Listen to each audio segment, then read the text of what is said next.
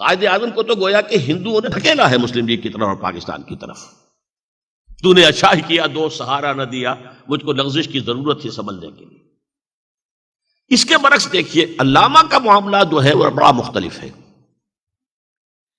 وہ 1905 سے پہلے تک جیسے عام شاعر ہوتے ہیں ویسے شاعر تھے.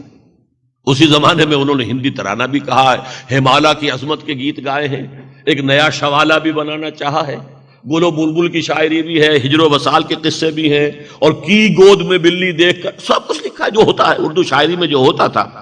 جو داغ کا انداز تھا یا اور تھا، داغ کے ساتھ کچھ تھوڑی سی ان کی جو ہے وہ رہی بھی ہے ایک طرح کی شاگردی بھی. بہرحال وہ ایک شاعر تھے جیسے شاعر ہوتے، بہت اچھے شاعر تھے. لیکن عجیب بات یہ ہے کہ 3 سال جو انگلستان میں انہوں نے گزارے ہیں اس سے ان کی زندگی میں عظیم انقلاب، وہ وہاں جا کر مسلمان ہوئے. یہ فینومینن میں دیکھ آیا تھا 1970 میں پہلی مرتبہ گیا تھا انگلستان. میرے چھوٹے بھائی وہاں پی ایچ ڈی کر رہے تھے. میں نے دیکھا کہ پاکستان ہاسٹل میں لوگ بیٹھے ہیں، اس نے ایک پی ایچ ڈی کیا ہوا ہے، دوسرا کر رہا ہے، اس نے یہ کیا ہوا ہے، اور وہ کیا کر رہے ہیں؟ قرآن مجید کی جوائنٹ سٹڈی کر رہے ہیں. میں نے کہا اس سطح کے لوگ میں پاکستان میں تصور نہیں کر سکتا کہ کہیں وہاں بھی اس سطح کے لوگ بیٹھ کر قرآن کا جوائنٹ سٹڈی کر کے کوئی سرکل بنایا ہو. یہ کیوں ہوا ایسا؟ تو میں نے محسوس کیا، اور یہی اس کا فینومینل پروف جو امریکہ میں جا کر اور زیادہ پختہ طریقے پر سامنے آیا. جن لوگوں کی بنیادی تربیت میں اور خاندانی روایات میں مذہب شامل تھا، وہ وہاں جا کر وہ بیج جو ہے وہ بھڑک اٹھتا ہے ایک مخالف فضا کے اندر، ایک ری ایکشن کے اندر. البتہ جن کی بنیادی تعلیمات میں، بنیادی تربیت میں، خاندانی روایات میں ایسی کوئی چیز نہیں تھی، وہ جا کر وہیں کے رنگ میں رنگے جاتے ہیں. لیکن جن کے ہاتھ تھا، چاہے یہاں وہ دوسرے رخ پر چل رہے تھے کچھ بھی ہے، لیکن وہاں جا کر وہ سوئی ہوئی ان کی جو ہے کانشسنس وہ بیدار ہوتی ہے، بھڑک اٹھتی ہے، شعلہ بھڑک اٹھتا ہے. علامہ کے ساتھ یہ ہوا. اب جو وہاں سے آئے ہیں مسلمان کو مسلمان کر دیا طوفان مغرب نے. یہ میں سمجھتا ہوں کہ اللہ نے اپنے لیے کہا ہے. جب واپس آئے ہیں تو he was a change person all together. اب وہ ملی خودی خاں، چین و عرب ہمارا، ہندوستان ہمارا، مسلم ہے ہم، وطن ہے سارا جہاں ہمارا. ایک ہو مسلم حرم کی پاسبانی کے لیے، نیل کے ساحل سے لے کر تا بخا کے کاشور. تیرا ہو اگر عالم مشرق کا جنیوا، شاید قرائے عرض کی تقدیر بدل جائے.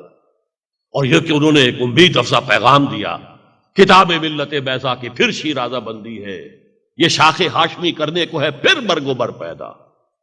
نوا پیرا ہو اے بلبل کے ہو تیرے ترنم سے، کبوتر کے تنے نازک میں شاہی کا جگر پیدا.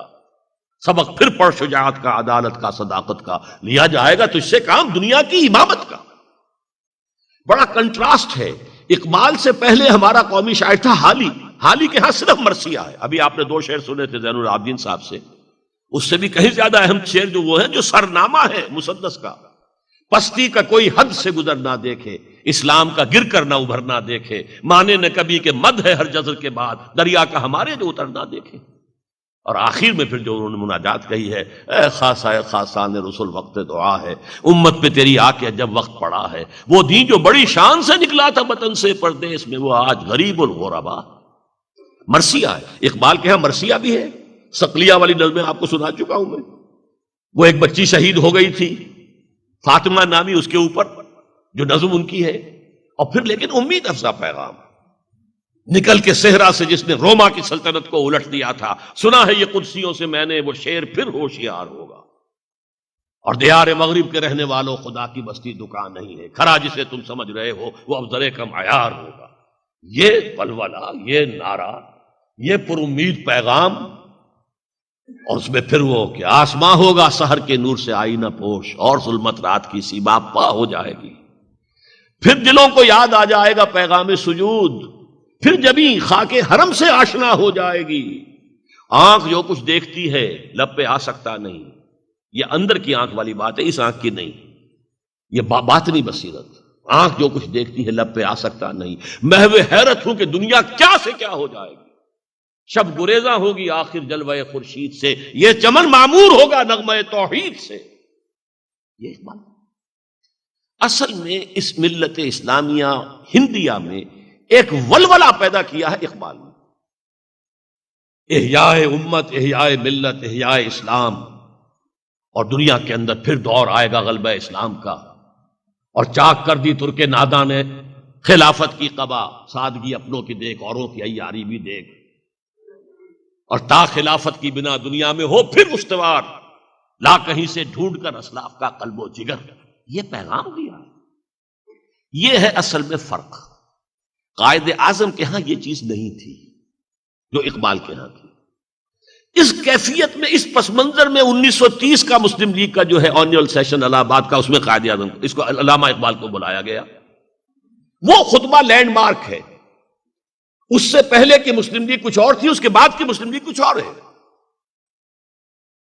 خود قائد اعظم کے میں نے جملہ آپ کو بتایا ہے کہ وہ ایک اکیڈمک سی آرگنائزیشن تھی بس، اور اس کا سارا موٹیویشن صرف دفاعی تھا، تحفظ تحفظ تحفظ تحفظ، بچاؤ. لیکن 1930 کے خطبے میں علامہ اقبال نے 3 کام کیے.